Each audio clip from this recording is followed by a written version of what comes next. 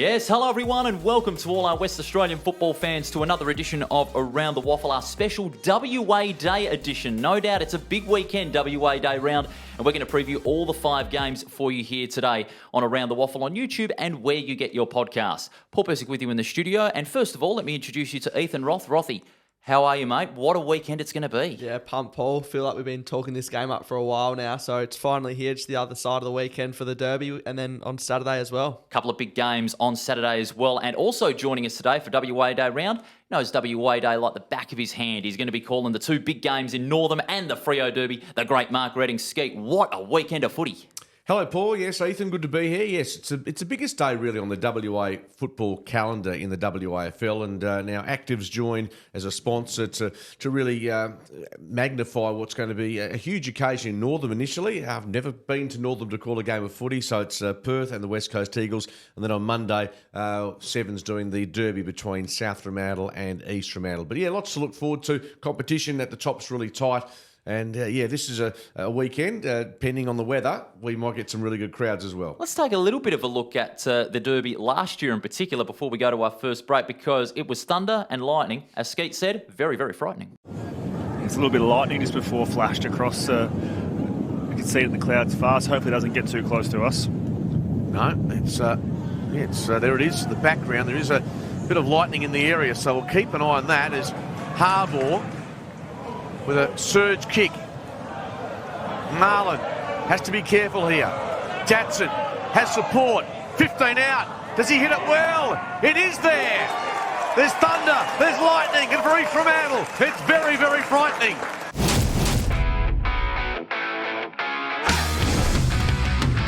Punt from 50. Win. Little too into the game. Win. Too cocky. Almost a win. Risking it all for the glory. Win.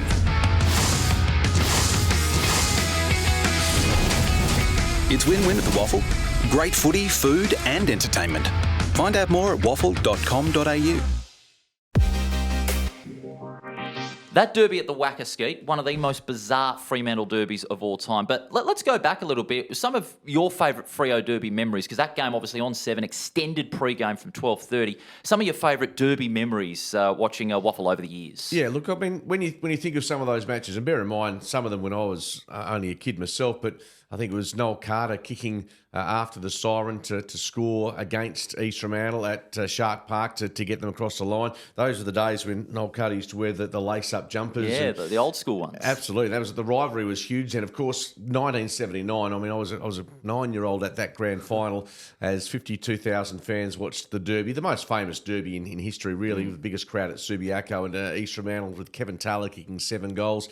It was a high-scoring game. There was an all-in brawl. I'm sure you've both seen the highlights, but that's the one that we'll obviously dredge up from time to time to give the next generation an idea of exactly how big the games were back then. So, yeah, plenty of great memories of South Fremantle, East Fremantle, and as you say, last year, a really strange set up at the Wacker, A, being at the home of cricket, with East Fremantle not being able to get access to their home ground, and then B, we had a 30-minute delay with lightning in the area.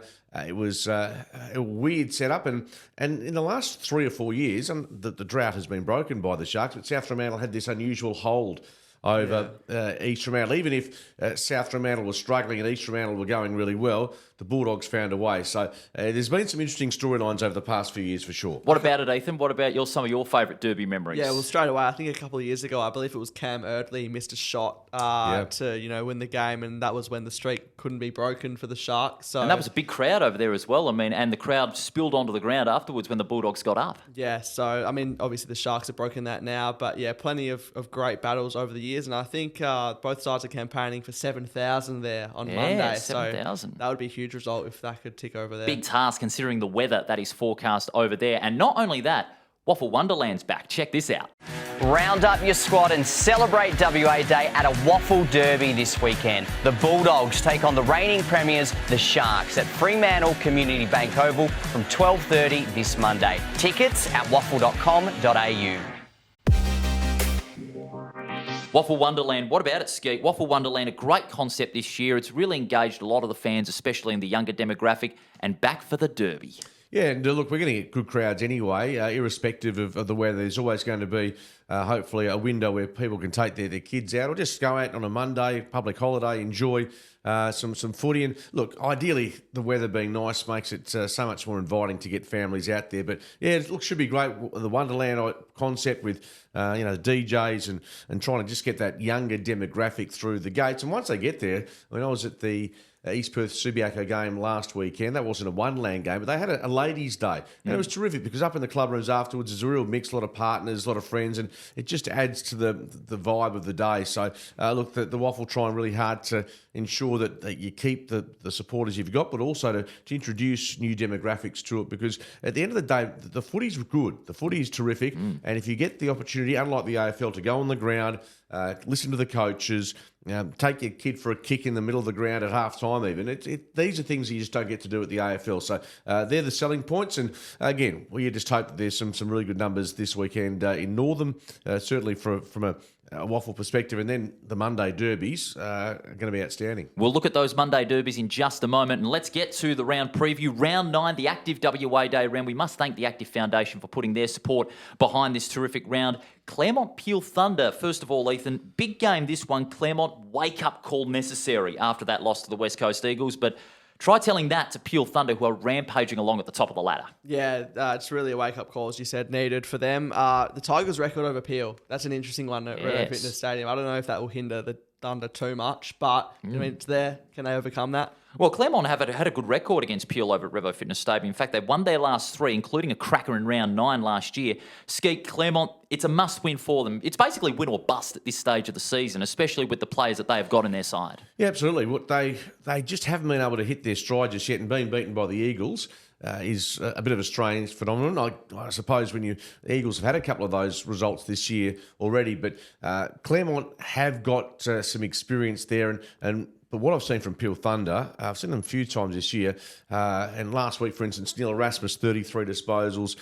We know that Pat Voss hit the scoreboard with a handful of goals. So I just think while they have a healthy list, the Dockers, that will flow on for Peel Thunder. And Adam Reid's enjoying his first year as coach. And look, I think they, along with East Perth, are the teams to beat, albeit we've got plenty of the season to go. But I think Peel Thunder should be able to get across the line over the Tigers, who must have been really disappointed with dropping that game against the Eagles. 10 o'clock game on a Saturday, and they didn't turn up at the right time, unfortunately, and they got beaten. They might have turned up at around about 3 o'clock that afternoon, maybe. Good golly.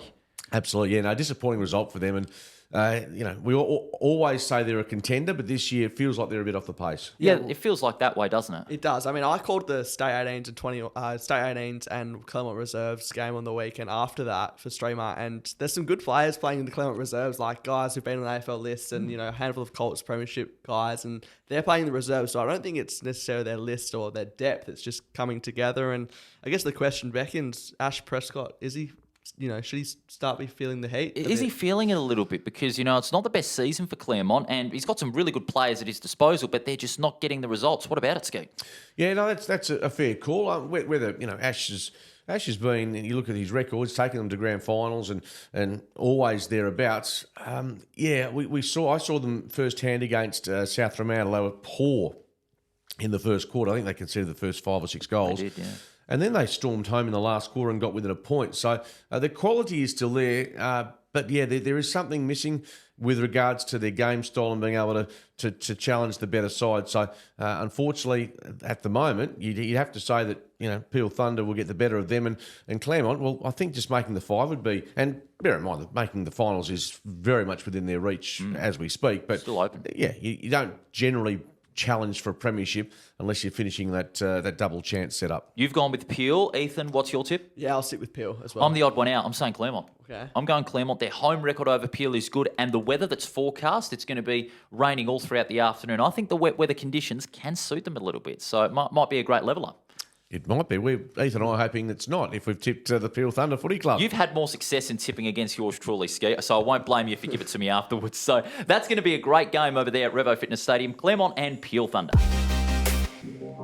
This second game also should be very interesting. Subiaco and Swan Districts. Now, Subiaco, they're missing a couple of players, but Swan Districts, they go into this game missing a few as well. Lee Coleman in particular under the concussion protocols following the win over West Perth. Yeah, just disregard who's in, who's out. we need to focus on the fact that Tony Knott plays 300 games. What a milestone. It's been a remarkable career. He's been such an ornament to the footy club for Swans and for the WAFL.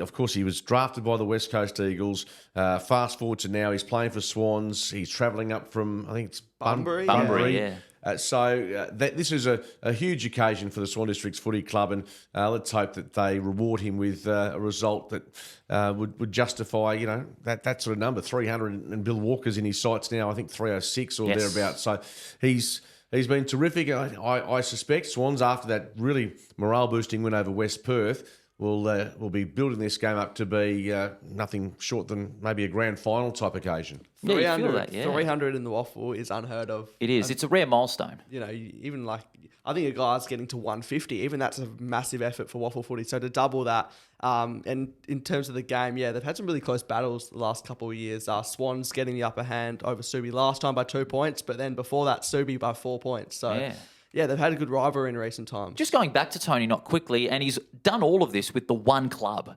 And that's rare in WAFL. Longevity and loyalty is a rare trait in the WAFL these days. Yeah, he's been outstanding on so many fronts. And just remember him in his early days, particularly when he was drafted by the Eagles, such a lean figure, not unlike yourself there, Paul, just not carrying any weight, but skinny and lighter framed. And he's been able to look after his body pretty well. I know he had a knee injury, I think, within the last 2 years. Yes, he did. And that's sort of obviously slowed him down to some degree. But it's one of those stories that you just hope. There's certainly him going past Bill Walker is the next step after the 300. And then you wonder what's ahead. But whatever happens on the weekend, I think it'll be great to see him, the guard of honour and the respect that he's shown. And it's great to see WAFL having a player of that ilk get to a milestone and get hopefully the headlines and the kudos he deserves. No doubt about it. Hopefully for their sake. I mean, not that they'll need inspiration coming off the win that they had over the Falcons, but might be able to inspire them even more so. I reckon it could, especially against Subiaco, who they've had great battles with. Swans, they'll be bolstered even further, not just with the win over West Perth, but also the fact that some of their younger players as well are continuing to blossom as well. Jai Shalcroft, who got the 4 votes in the voting on Tuesday as well. You've also got Jackson McLaughlin, who's continuing to blossom as well, and the former South Australian Nick Rokar. Yeah, Roker's been good. I've only seen him once or twice, but he's been outstanding. So Coleman's a big blow if he's out. What did you say the issue concussion, under the current concussion protocols. Fair enough. And we know Ben Sokol was injured in the state game, missed the match against East Perth. So whether he returns to that side remains to be seen. Subiaco, they were competitive against East Perth. They've got the Hickmont boys who are doing a great job. Lee Kitchen tries his heart out. They probably lack a bit of the sizzle that other clubs have got at the moment with regards to going forward. I mean, Ryan Borshett played in defence. Jack Mayer was their key forward. So, look, if you're tipping a winner here, I'm hoping Swans win for the pure point of giving Tony Knott the day he deserves. But Subiaco, very tough to beat under those circumstances at home. But I'm thinking Swans will rise to the challenge. Yeah, I think Subiaco are playing better than a side who's won just 2 games. Only going down by 4 goals against East Perth, who really only put them to the sword in the last quarter. It was late, wasn't it? It was the last 10 or so minutes. Darcy Craven, by the way, took a mark of the year contender. And so you're right. I think you're right there. That scoreline probably flattered East Perth. Yeah, I think so. But it also presents more questions for Subiaco as well. Even though they are playing, it has to be said, I will agree, they're playing a better football for a side that only are on 2 wins on the board. What about it, Ethan? Who wins? I think Swan Districts. Scope? Yeah, I'll stick with Swans. I mean, if you're not going to go to the nth degree to win a match like this for Tony Knott, then you never will. And I expect Swan Districts to make this a really focused. You won't even have to mention his name, really, until 3/4 time, perhaps, if the game's tight. But I think everyone knows the significance, and let's hope he's forwarded that. I'm sure the Subiaco players will be as respectful as anyone. I'll say there'll be 300 reasons for Tony Knott to celebrate a win, Swan Districts, for all of us as well. What about this one? We're going up to Northam. Northam for the game between Perth and the West Coast Eagles, 11:10. That's live on Channel 7. Skeet, you're making the long trip up to Northam, a town that has produced some great champions over the years. One of our favourites here on Around the WAFL, Neon Leon Davis. Absolutely. They've had some players, Darren Glass from that way, Chance Bateman, and the reigning current Norm Smith medalist Bobby Hill. So there's enough talent. They went to always talk about the production line involving Hazelby and Kennedy and the likes, Woden up there in, is it Woden? Anyway, the bunch of stars from the Northampton region. Well, Northam's got some talent of their own. Now, they're going to be playing, I think it's a Henry Street Oval on Sunday morning at 11 a.m. So jumping in the car about 8.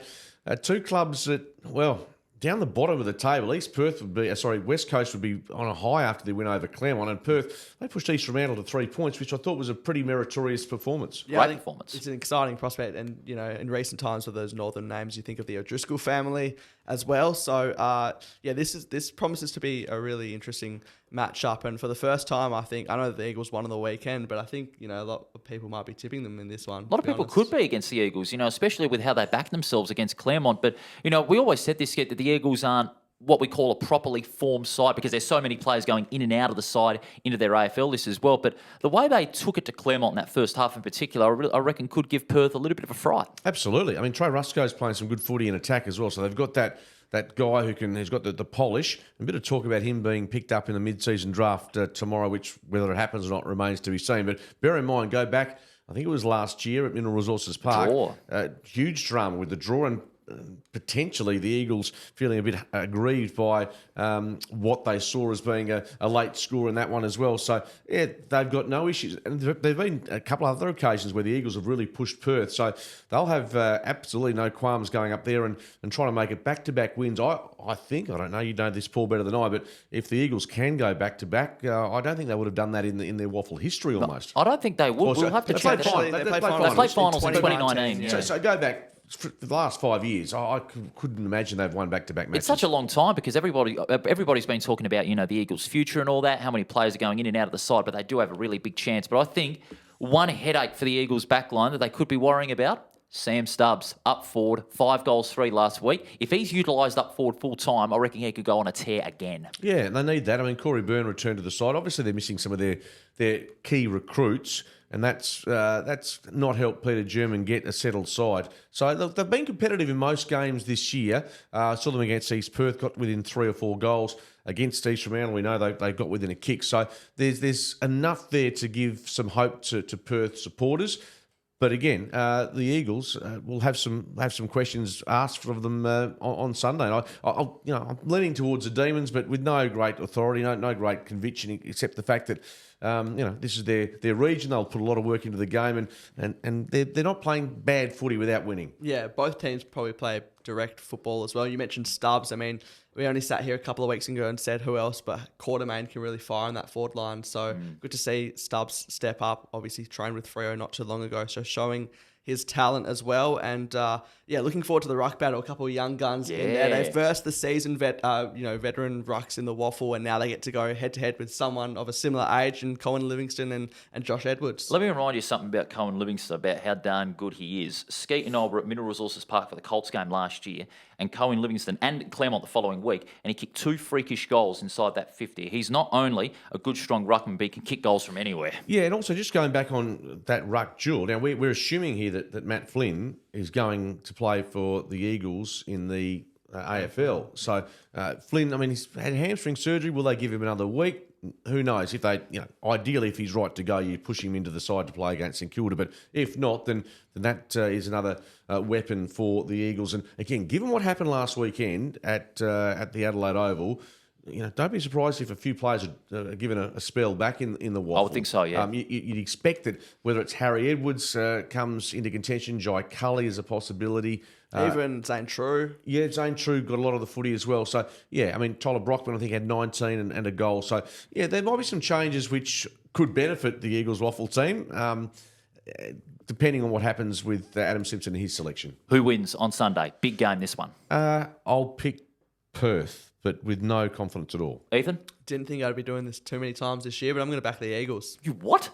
You're backing the Eagles. I think they'll get their 3rd win of the season. Ethan, in the words of Don Scott, you're unbelievable. I'm saying Perth over in Northern, but what a game that's going to be. We must thank the Shire of Northern and the respective partners for putting this game together. It's going to be a big one over there on Sunday.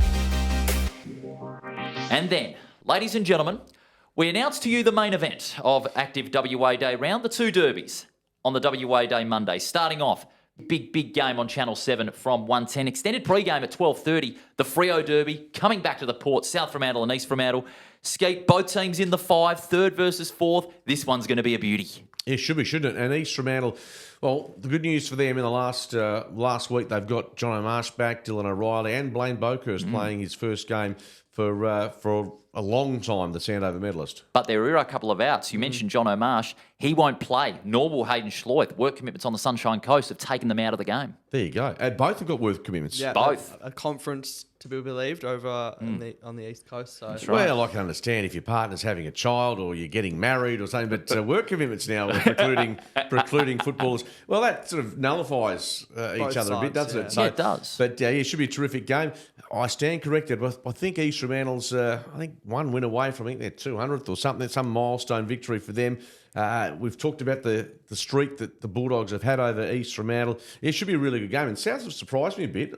Their form, in the last 5 weeks has been exceptional, barring that 44-point loss to Peel, but they're the best team in the comp probably at the moment with East Perth. So, yeah, South Fremantle, East Fremantle, we know there's going to be drama. You just know that with these two clubs on Monday. And as you said, hopefully a really good crowd. But this is going back to the tribal days of watching footy in the Port. Yeah, well, we sat here a couple of weeks and said both derbies really, you couldn't have asked for a bit of better anticipation leading up to it all, two sides, and in this instance with the Bulldogs and the Sharks. So, yeah, I'm sitting on the fence. I reckon it's going to be a ferocious contest. There's going to be a bit of heat in it, I reckon. Expect ferociousness, expect heat, expect drama. It's going to be a Freo Derby like the Freo Derby days of old. I reckon this could be one that's filled with argy-bargy. Yeah, absolutely. And that's, dare I say, that's what people want. They want to see passion, and you'll get that from both these clubs. That's not manufactured. That's just organic. Real. That's what we've seen over the years. So, yeah, a really good game of footy. And South's been terrific, as I said, to keep the momentum they've had. And, some of their players, Ethan, you might have seen more of them than I have this year, to be honest with you. But South Fremantle's got the mix of youth. They're certainly changing their list over. And their goals this year. Where are they getting their goals from?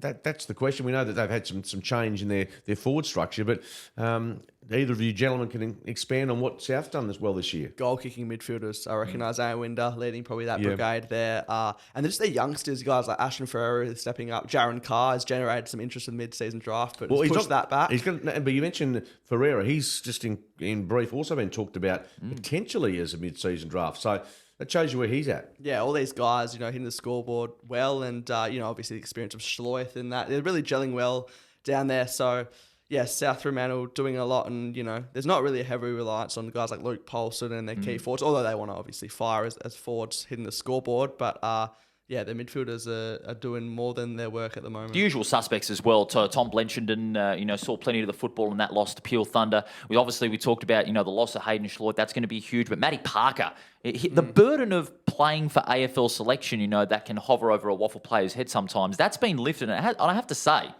Matty Parker, solely focusing on South Fremantle duties, he's playing a lot better football than what he was in the last 2 years. Absolutely. And look, they only kicked 6 goals against Peel Thunder last weekend. And you mentioned Winder, 2 goals and 33 disposals. So he's certainly been a really good pickup for them. And Matty Parker had 30 touches. So maybe he'll have to lift his work rate even further with the absence of Schloith, as you say. So, yeah, it's going to be a fascinating game. And both these sides...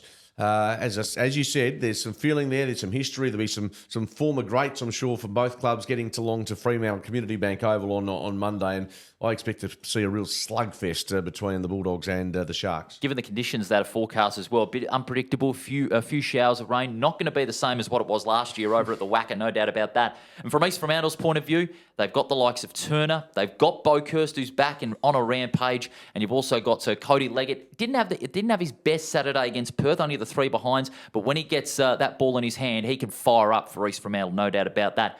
Tough game to tip this one. Ethan, you're up first this time. Who wins? I'm going to back the Sharks. I think, they'll maybe continue the streak the other way for a little bit. Maybe 15-0. Yeah, I don't know about that. But, I reckon the Sharks, and just on Cody Leggett, adds a real point of difference in their forward line as well. That mid-range forward. So I reckon he'll have a big day out, and the Sharks for me, albeit in a very close and low-scoring contest. What about it, Skeet? Yeah, look, I think if, we know the midfield of East around Fraser Turner's been terrific. Baskerville gets a bit of it. I think if they can, apart from Jansen, who, again, these are guys that regularly rack up 20-plus touches a game. If they can shut down Milan Murdoch, who kicked a goal in 27 against Perth, he's spoken about. The Eagles have had a look at him for the mid-season draft. He was terrific in the state game, won the Simpson medal. If they can put a cooler to him and just try and ensure he doesn't have a major influence, I think South Fremantle, given the conditions at home, I think they can just sneak home. South Fremantle in a close one. I'm going with the Sharks in a close one, but there's no doubt about it. It's going to be a great tussle between these two sides. And so will this one, the Perth Derby at Pensionet Stadium in Joondalup from 2:30 on the AFL app. West Perth and East Perth. Dare I say it, Skeet, it's a danger game for West Perth. I said this on Tuesday, that 35-point fade out to lose by 13, that's not West Perth standard. You cannot say that we've got this in the bag with still a half to go. No, not look. I think, to be honest with you, even though the game is at Pensionet, that I think East Perth deserve to be favourites. They certainly do. They're playing better footy. They were too strong for a very competitive Subiaco last weekend. Their forward line's interesting because you got guys like Tedesco who kicked 3, Medhat bobbed up, Bowles as well. Darcy Craven as well. Darcy Craven was lively.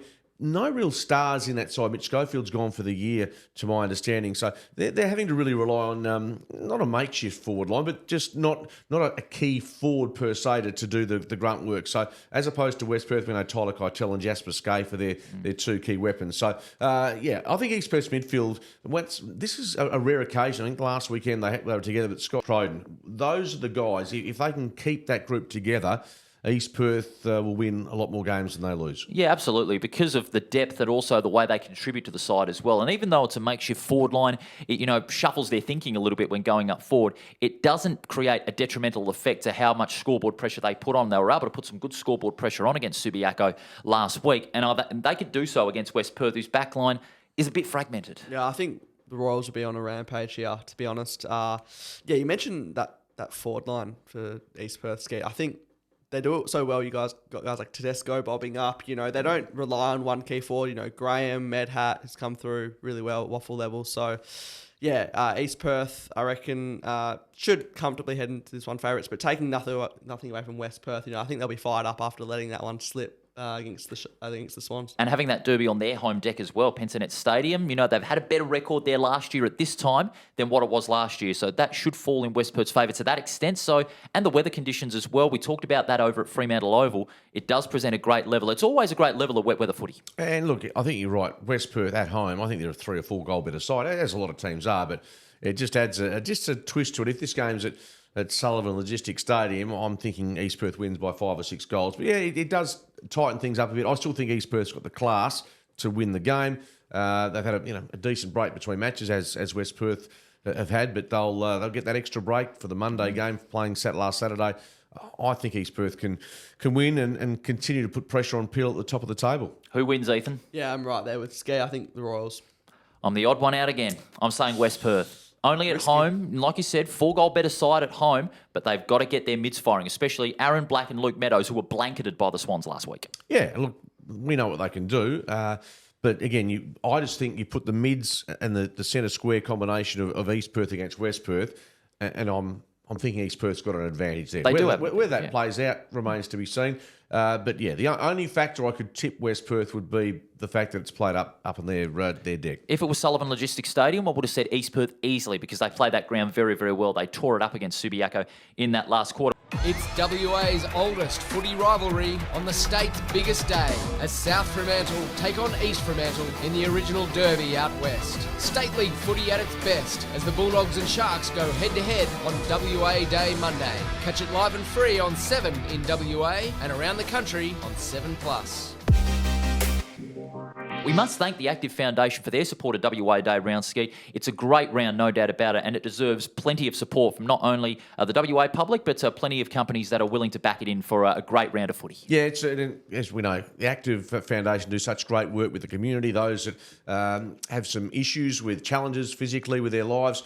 it's fantastic they're on board, and we give them as much love as we can in this footy space. So get behind it, get behind active and also footy, and it's a good partnership. I'm sure that it'll benefit lots of people in the community. Absolutely, in the long term especially. Before we wrap things up, and this is the first time you may have heard of this, Skeet, the WAFL merchandise store. Check this out.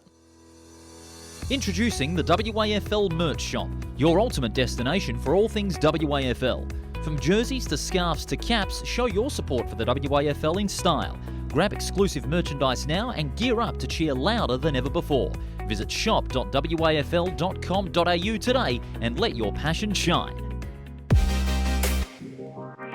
It is an awfully good place, the WAFL merchandise store, shop.wafl.com.au. I actually got my new WAFL men's shirt the other day. It looks spick and span, mate, I'll tell you. Oh, and you'll be wearing it with pride, I can tell. There has to be a commemorative one. There has to be a commemorative one for Tony Knott. I'm making a recommendation to the WAFL merchandise shop. Get one for Tony Knott, a commemorative shirt, 300 games. Yeah, well, Swan District should be all over that. Hopefully they'll be able to find something. But yeah, it's a huge weekend for him. And apart from the Derbies, that's taken over a bit of the conversation, but the Tony Knott factor shouldn't be discounted as part of what's, as you say, Ethan, a really rare achievement. 300 matches at WAFL level. It's something that should be celebrated. No doubt about it. What about it? Yeah, it should be. Yeah, Swans need to get on board with that, with the merchandise. That'd be next level. Can we create a commemorative one for Skeet as well? What about it, Ethan? That's an idea. Yeah, maybe. What's his opinion on it? Yeah, I'll just let's wait until maybe I've retired, or maybe something that I've deserved, I've earned. Unlike Tony Knott, I'm still a work in progress. In all seriousness, though, the WAFL merch, I reckon people have been crying it out for 5-10 years, and now it's finally here. So I really recommend people to get on board, and if they haven't done so already. Magnificent stuff. Great work, Ethan, as always. Great work from you, Skeet. Thanks for coming in. Really appreciate it, and all the best for the 2 games. Pleasure, boys, and make sure you support your WAFL and support these lads because they're right behind the local footy scene. And we know AFL dominates in this space in WA, but WAFL footy is still a special place in the heart of many, and we'll see that this weekend as part of the long weekend. No doubt about it. Active WA Day round. Thanks very much for your time, fellas and listeners. We really appreciate your company here on today's edition of Around the WAFL. Join us Tuesday when we recap a massive Active WA Day round 9. We'll see you then.